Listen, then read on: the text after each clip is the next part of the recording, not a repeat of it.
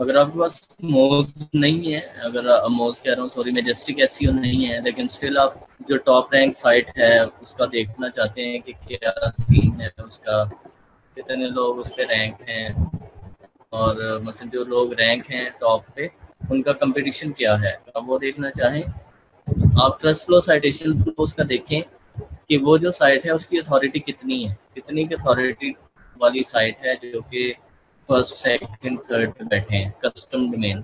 अगर तो उनकी अथॉरिटी कम है, इसका मतलब है कि वो कीवर्ड ही ऐसे हैं जो इजीली रैंक हो सकते हैं।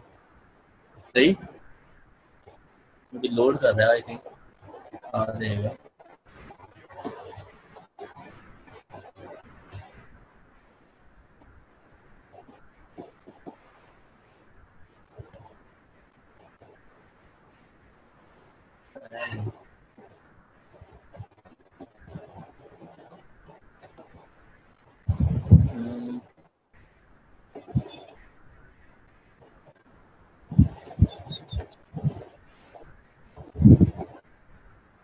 स्कूल से तो नहीं पता चल रहा, ये भी है, इसे देख लेते हैं। वैसे तो हमारे जो आरडीपी है उसके अंदर ये सारे टूल्स अवेलेबल हैं, तो उसमें आप इजीली चेक भी कर सकते हो।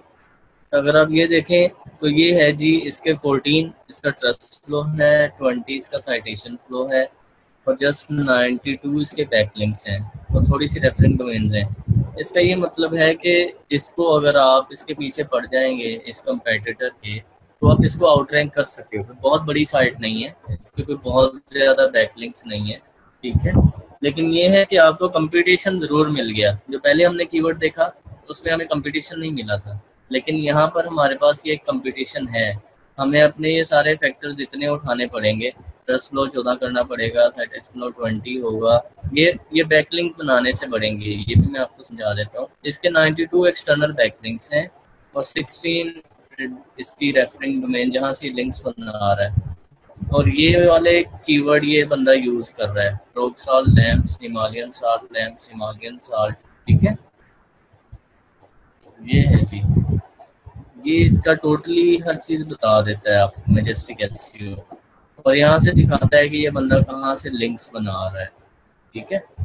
अब ये है ना, ये देखो, ये गो गीक स्पॉन्सर्ड पोस्ट, इस पे जाके इसने रॉक साल्ट की पोस्ट डाली है, तो आप भी यहाँ पर जाके पोस्ट डाल दो। कंपेटिटर एनालिसिस में ये होता है कि आप लोग वहाँ पर जाके वहीं पे लिंक बना देते हो जहाँ पे उस बंदे के ऑलरेडी होते हैं। तो ये हमारे पास उस बंदे के लिंक्स आ रहे हैं जी। चैट में क्या पूछ रहे हैं जी?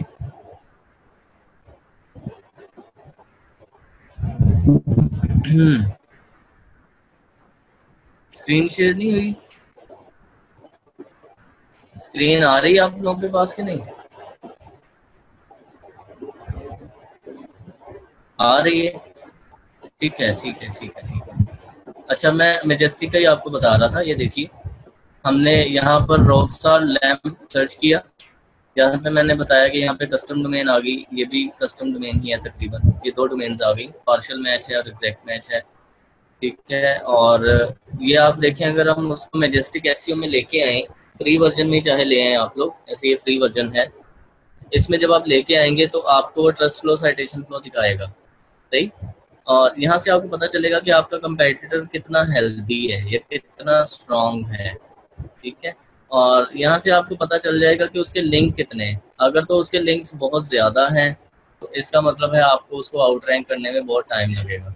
अगर उसके लिंक्स कम हैं तो आप भी उस तरह के उस क्वालिटी के लिंक्स बनाओगे तो आप उसकी जगह ले सकते हो या उससे बेहतर हो सकते हो।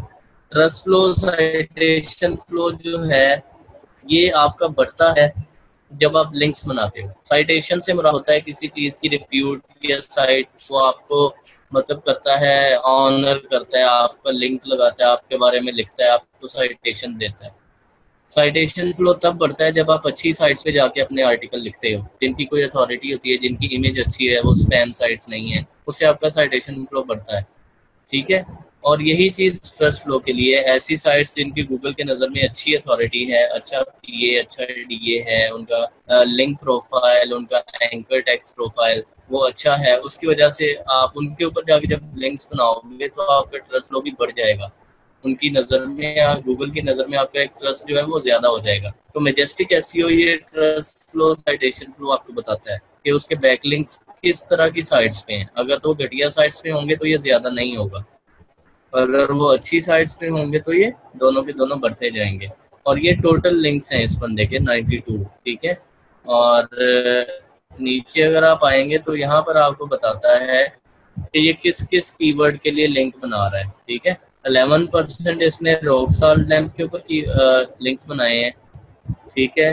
11% इसने हिमालयन साल्ट के ऊपर बनाए हैं, और 6% इसने हिमालयन साल्ट लैम्प्स पे बनाए हैं, और 5.56% visit the rock salt lamps online store इस पे बनाए हैं, और रॉक सॉल्ट लैम्प्स ऑनलाइन पे इतने बनाए हैं। तो ये सारी डिटेल आपके पास आ रही है भाई। ये अदर हैं जिसमें मिक्स हैं, कोई छोटे मोटे इसके आ रहे हैं लिंक्स। ये 55 इसके टेक्स्ट लिंक्स हैं, ठीक है। और ये 55 इसने डू फॉलो लिंक्स बनाए, ये बता रहे हैं ना, फॉलो एंड नो फॉलो, ठीक है। 55 डू फॉलो हैं और बाकी 13 इसके इमेजेस वगैरह हैं और बाकी नो फॉलो हैं। 55 इसमें डू फॉलो है।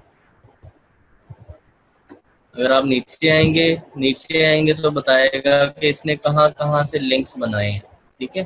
ये वो साइट्स हैं जहाँ पे ये बंदा जाके इस लिंक के ऊपर जाके इसने कुछ लिखा है और अपनी साइट का ये वाला यूआरएल दिया है और ये वाला कीवर्ड दिया है और लिंक बनाया है, ठीक है। आप भी इसी साइट पे जाके, अगर तो वो फ्री साइट है तो आप ये कीवर्ड और इस तरह अपने कीवर्ड और उसके लिए बना सकते हो उसको। इसको कंपैटिटर एनालिसिस हम बोलते हैं। कम्प्लीटली आप अपने कंपैटिटर को देखते हो कि वो बंदा क्या कर रहा है, नहीं। ये उसके पेजेस हैं साइट के, ठीक है। ये मेन पेज है, होम पेज।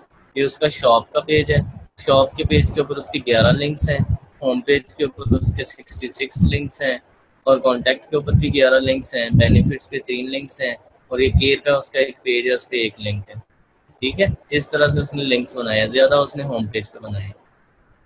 तो ये है कि आप कम्प्लीटली इस टूल की मदद से इजीली उसकी कंप्लीट डिटेल्स देख सकते हो, वो बंदा क्या कर रहा है, कहाँ का लिंक बना रहा है, वहाँ पे ही आप लिंक बना सकते हो। इसकी समझ आ गई?